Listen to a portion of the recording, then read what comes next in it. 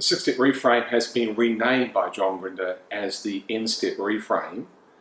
The intention for doing so is that often in practice you might use some of the steps in a six-step reframe, not necessarily the whole 6 steps. There may be different combination of steps you might use. So he's called the N-step, keeping in mind that the number of steps that you use is variable, and that depends on the context and the person you're working with. Some people in the LP community say that the 6-step reframe or N-step reframe has been replaced by the swish. This indicates that they haven't actually really understood what 6-step or N-step reframing is for.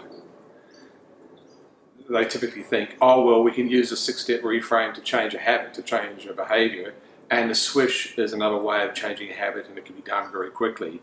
So therefore the swish supersedes or replaces 6-step reframing. What's interesting is when you actually understand how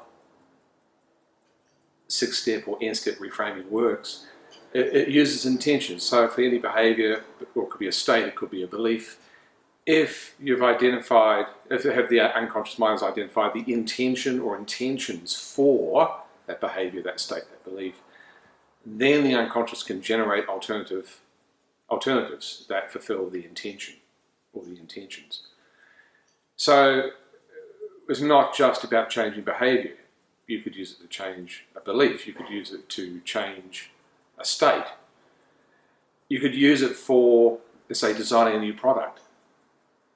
So the critical thing, the big leverage point, or two of the leverage points with 6-step reframing, one is the use of intention,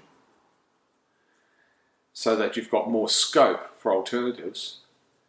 And the second, of course, is the engagement of the unconscious mind in terms of generation of alternative behaviours.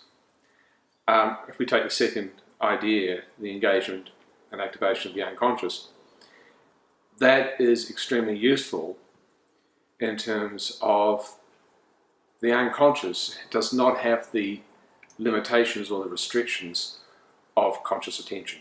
Remember, conscious attention, our awareness, conscious awareness is limited to 7 ± 2 chunks of attention.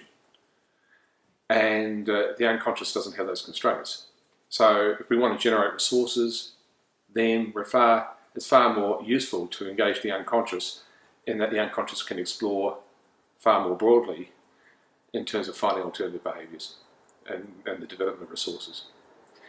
If anything, if you understand the principles of 6-step or N-step reframing, then you can apply those ideas with other patterns in NLP to do creative work with people. So it certainly hasn't been replaced, and it certainly hasn't been superseded.